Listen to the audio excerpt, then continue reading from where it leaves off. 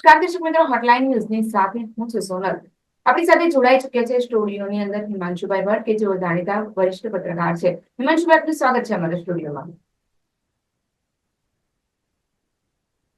નમસ્કાર, દર્શકોને ખૂબ ખૂબ પ્રણામ. હિમાંશુભાઈ, જે રીતે કાશ્મીર અને ની અંદર જે આતંકવાદને લઈને સમગ્ર દેશની અંદર નહીં, સમગ્ર વિશ્વની અંદર અત્યારે ચર્ચાતો ટોપિક છે ભારત અને પાકિસ્તાનને લઈને.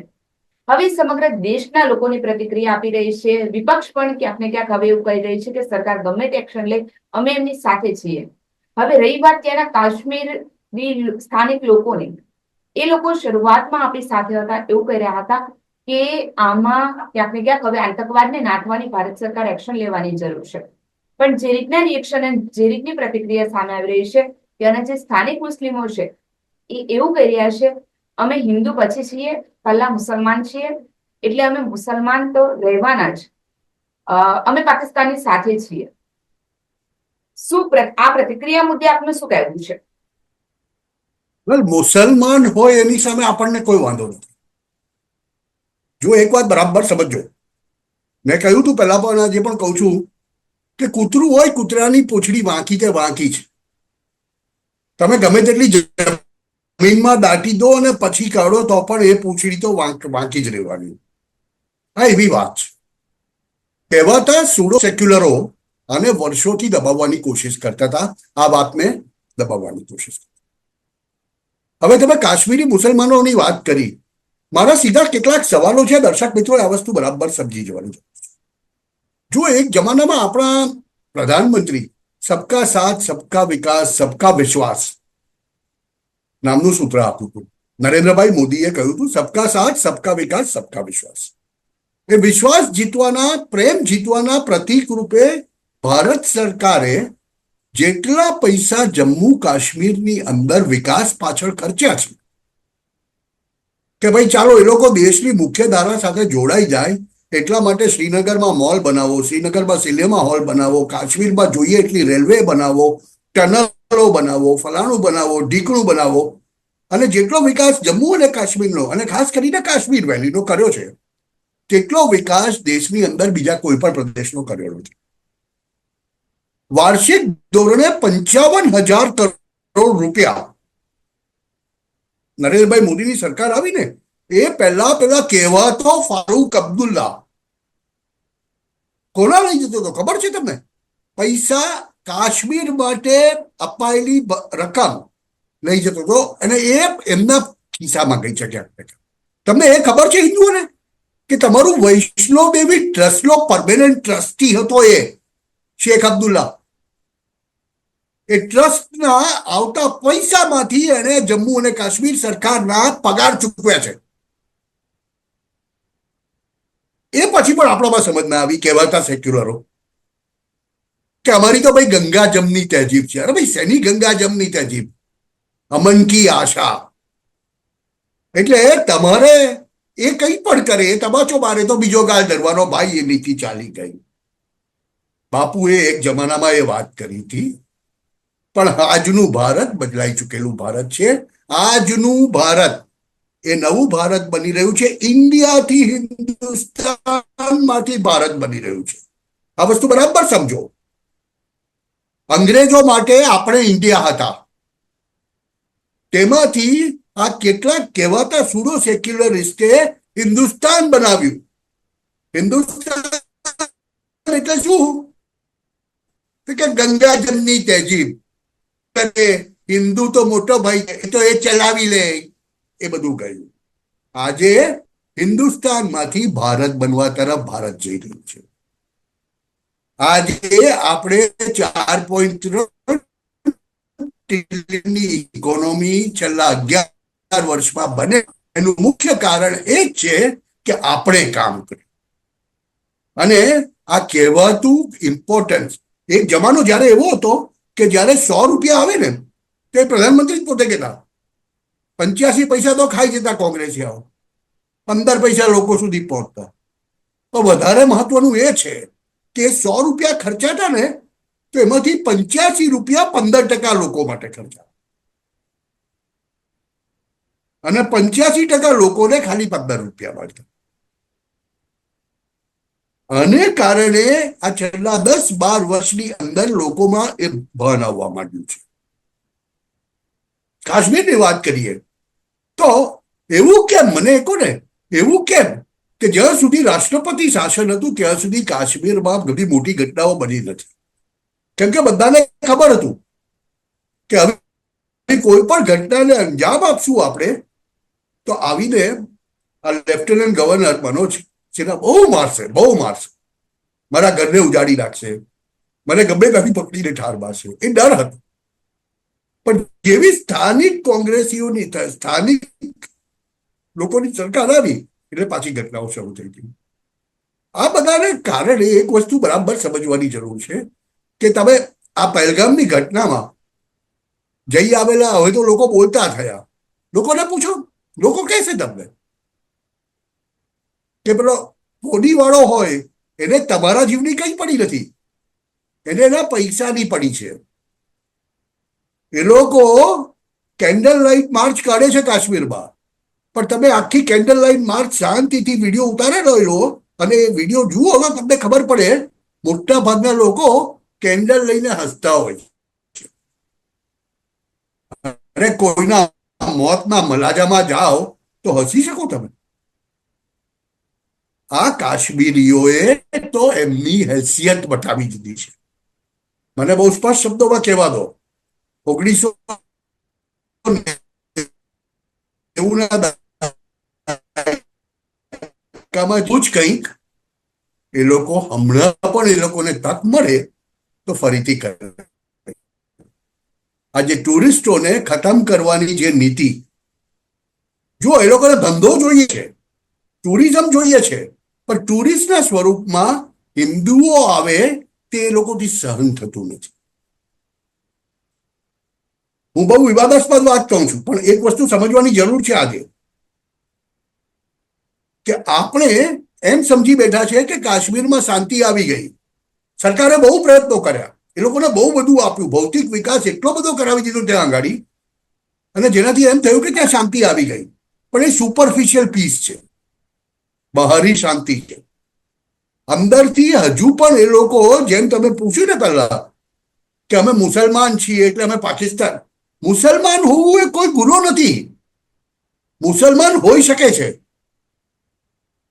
પણ દેશનું હિત ન સાધનારા લોકો, પછી એ મુસલમાન હોય કે હિન્દુ હોય, એને સાંકી શકાય નહીં. મુસલમાન હોય અને દેશભક્ત હોય તો કોઈ ક્યાં ઇસ્યુ છે? હું એવા ઘણા લોકોને જાણું છું, નેશનલ મીડિયામાં અમારી સાથે ઘણા બધા લોકો છે એવા મિત્રો કે જે લોકો મુસલમાન છે પણ સાચા અર્થમાં ભારતીય છે. ભારતીય હોવું બહુ જરૂરી છે આજના સમયમાં.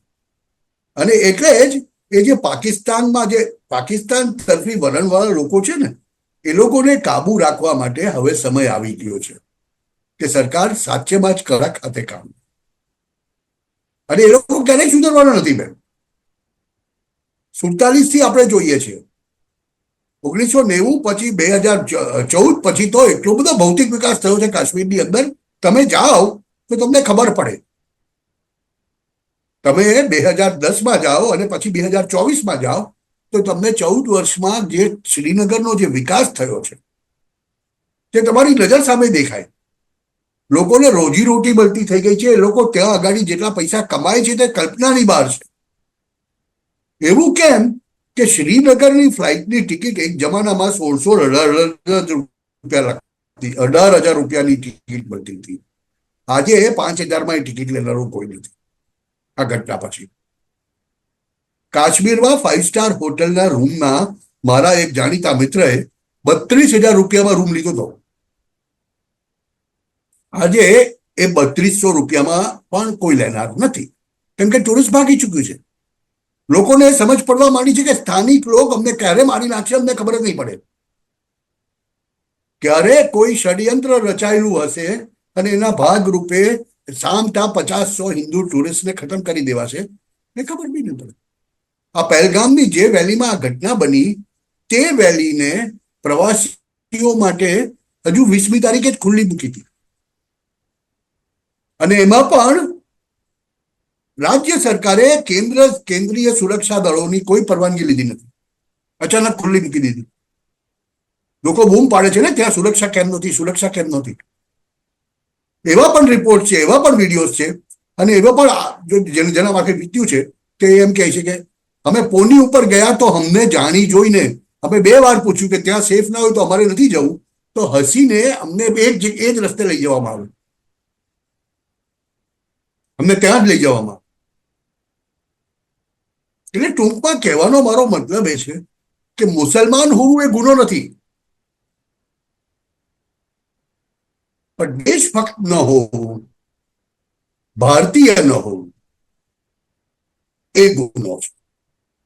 અને આજના સમયમાં જ્યારે આ સૂડો સેક્યુલરો વાર્તાઓ કરતા હોય છે ને, તેના ઉપરથી તો એવું લાગે છે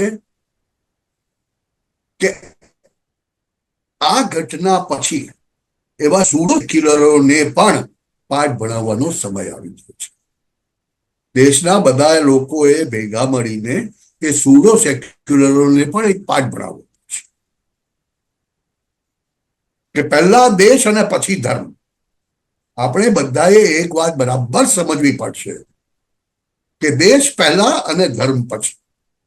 જ્યારે કોઈ પણ સમાજની અંદર ધર્મ પહેલા અને દેશ પછી એ વાત આવશે ને, ત્યાં આ પ્રકારની ઘટનાઓ બનશે. જોજો, એવું કેમ કે એક વાર 7મી ઓક્ટોબર 2023 થઈ ગઈ ઇઝરાયલમાં, પછી દરેક ઇઝરાયલ દુનિયાના ખૂણામાંથી, દરેક ઇઝરાયલી માનવ ખૂણામાંથી ઇઝરાયલી સેનામાં સર્વિસ આપવા માટે જાપે ગયો.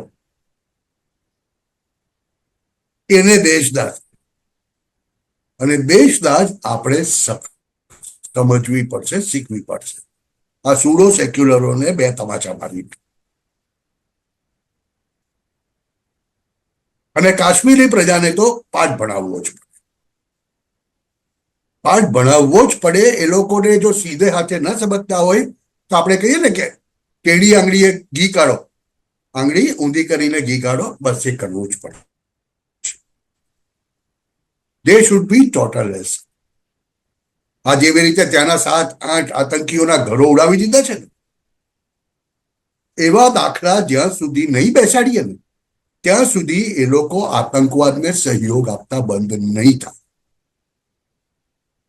અને પછી પણ તેમના મનમાં જે ઘૃણા 1947થી ભારત પ્રત્યે અને હિન્દુઓ પ્રત્યે ભરવામાં આવી છે ને, એ 2 દાયકા, 2 જનરેશનની, બે પેઢીની ઘૃણા છે.